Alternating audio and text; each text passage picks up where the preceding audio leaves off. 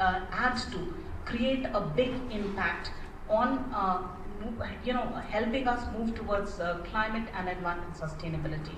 So we organized a mega beach cleanup event, and this was not just domestically but also across many different G20 and invited countries. This was a very big event in which I can share with you the exact details of the level of participation we had in the mega beach cleaning efforts. We had a participation of from 15 G20 countries and 7 countries from the list of invited countries. It was a very interesting event in the sense that the beach cleaning started from the beaches in Japan on 21st of May. Then other countries following that, Australia, Indonesia joined in, India, followed by others, in terms of the time zones. So all on 21st of May, these, besides India, the countries that participated were Argentina, Australia, Canada, Germany, Indonesia, Japan, Mexico, Republic of Korea, Russia, Saudi Arabia, South Africa, Turkey, UK, USA. Then invited countries also participated. In fact, in some countries like South Africa and the United States, the beach cleaning events were organized in more than one beach. In the US, in fact, it happened in Washington, D.C., Houston, San Francisco, Atlanta, New York, and Chicago. So during this beach cleaning event, we saw the participation certainly of the local community, but also of dignitaries like mayors of cities and others. So Indian missions and embassies abroad, they participated in a big way in organizing these events at the international level. And the idea was that to draw attention to the growing problem of marine litter, including marine plastic litter. So what are the sustainable alternatives available and how we should prevent littering and the impact that such litter has on the oceans. So that was the theme of the event. Domestically, this was a very big event as well. We organized it in all the 13 coastal states and union territories, and I'll share the details of the domestic level participation. Around 18,000 people participated, and quite a lot of litter was collected, and it was sent to the recyclers where feasible. So we also organized an Ocean 20 dialogue in Mumbai, and that dialogue brought together scientists, academicians, practitioners, experts from UN organizations all together to discuss issues related to science, technology and innovation, policy, governance and participation, and how to finance the activities related to blue economy.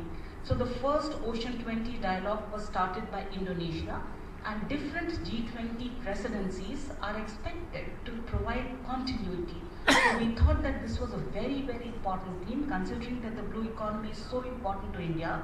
We need to have discussions on how to build in sustainability into the ocean-based economic activities, and therefore we continued to, we had the second Ocean 20 dialogue, if I can put it that way, after Indonesia. So we provided that continuity which this theme required.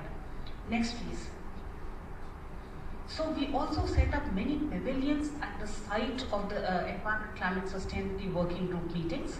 At the first meeting in Bengaluru, there were 5 pavilions which this ministry itself set up on different areas, and 5 were set up by the government of Karnataka. At the second ECSWG meeting in Gandhinagar, as I mentioned, that the theme was water. So 12 stalls were set up by the Ministry of Jal Shakti, 3 by the Ministry of Environment, Forest and Climate Change, and a big one by the government of Gujarat. A third ECSWG meeting in Mumbai, there was stalls from the Ministry of Earth Sciences, because the issue was ocean-based blue economy. There were stalls by the Ministry of Rural Development and also by the government of Maharashtra.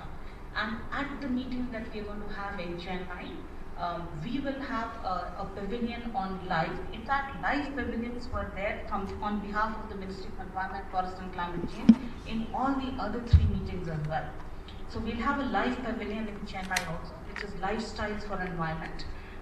It's been of great interest to the delegates that are coming, because they're curious about what is Mission Life, what can be the possible impact of small behavioral changes on problems as big as the environment and climate.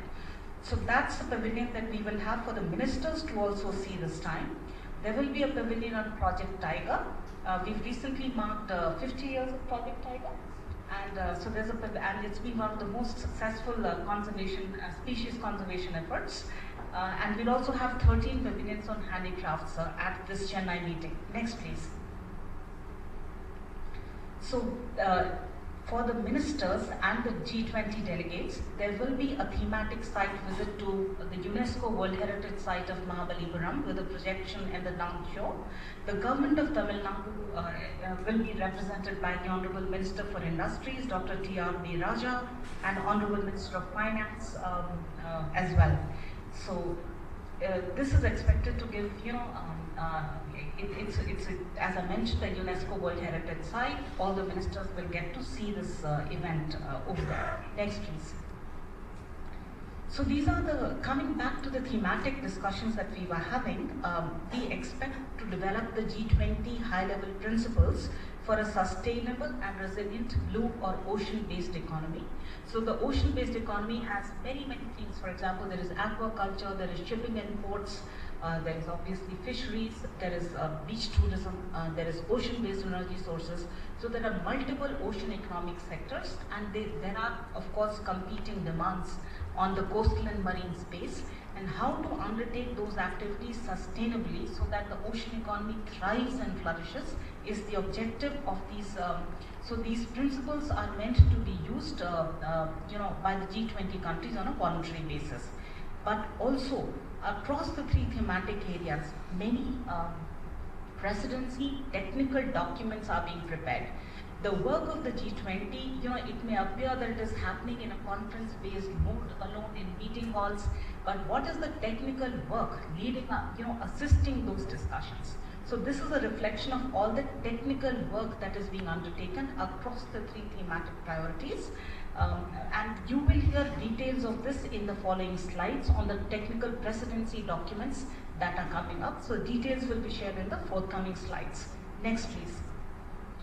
So it's very important for any G20 presidency to ensure that the discussions in the G20 are consensus driven, they have to be comprehensive and integrated, inclusive and action oriented. We are a group of developed and developing countries, and there are different national priorities and national circumstances, and therefore it's very important that the decisions we take, the outcomes that we develop are developed through an inclusive and a consultative process.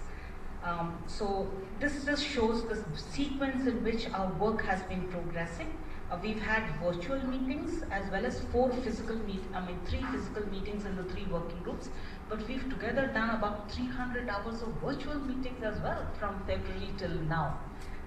So all of that has gotten into the development of these technical documents and other outcome documents. Next, please. So the fourth ECSWG meeting agenda, the meeting begins tomorrow, Wednesday 26th of July, and there will be parallel sessions that we will start in two rooms. In one room, climate change issues will be discussed. In the other room, the environment issues will be discussed on land degradation, biodiversity, water resources management, resource efficiency and circular economy. And on the other side, we will discuss climate change, blue economy and the high-level principles. Those are the discussions that will go over 2 days. So the officials or the delegates will complete all the work, and then this will be presented to the ministers on the next day on the ministerial. There is an extremely important side event that is being held tomorrow evening on the launch of the REC Industry Resource Efficiency and Circular Economy Industry Coalition. The details of this will be shared with you in a subsequent slide. Next, please. So the ministerial meeting will start from 9 o'clock on 28th. It will finish at 4 o'clock. There would be interventions by the ministers on the three thematic priorities that have been identified by the Indian G20 presidency. You can see the details here. We will have keynote speeches from 5 speakers. The UN Environment Program Executive Director Ingrid Anderson will be the first keynote speaker. There will be an address by the Executive Secretary of the UN Framework Convention on Climate Change, Mr. Simon Steele. There will also be an address by the COP28 President Designate Sultan Al Jaber. So these are the three thematic keynote speakers for the first thematic session. In the second thematic session, there would be keynote speeches by the Executive Secretary of the UN CCD, Mr. Ibrahim Diop, and also by the CBD. The designation is so there isn't a full-time executive secretary at this time. The official holding the charge, there will be a keynote speech from the CBD as well. And in the CBD, it's extremely important that in December, the historic Kunming-Montreal Global Biodiversity Framework has been adopted. India, our discussions of the ministers feature the biodiversity issue in a big way. So an address by the CBD will be extremely important. So this is how, and then there will be a concluding session with the adoption of the communique, chair summary outcome document, as the case may be. Next. So this is just to give you a snapshot of the level of participation in the meetings of the Environment and Climate Sustainability Working Group. G20, of course, the member countries, all the 19 member countries plus the EU will be represented by the ministers mostly, and in one or two cases at most, if the minister is unable to come, he is being represented by a deputy minister. In some countries, we are having more than one minister attending, such as from the United Kingdom, we have 2 ministers attending. From Japan, we have 2 different ministers attending. So we have extensive participation at the ministerial level for our meeting. India has invited many guest countries, 9 of them, and 12 international and regional organizations. And all of these perspectives of the guest countries and of the international and regional organizations, add a lot of depth to the discussions within the G20. And you can see that all the important international organizations, such as the International Union for Conservation of Nature, the UNFCCC, the CBD, the Coalition of Disaster Resilient Infrastructure, MDBs like Asian Development Bank, World Bank, the International Renewable Energy Agency, all of these international and UN agencies whose work is relevant to the Environment and Climate Sustainability Working Group have been invited to participate in the Environment and Climate Sustainability Working Group meetings. Now, most important, I'd like to draw your attention to the extent of participation of the delegates. If you see, it has been increasing consistently. We had participation of 124 at the first working group meeting, then it rose to 130 in the second meeting, 139 in the third meeting. And for this fourth and final meeting in Chennai, we already have a registration of 190 delegates. And for the ministerial meeting, because the ministers would also join it, 225 persons overall would be attending. So we think that the success of the presidency also, the physical meetings of the G20 have only resumed recently. So we think that it's extremely, it's an indication of success, the level of participation and interest that we have been able to secure for the thematic priorities that we are driving. Next, please.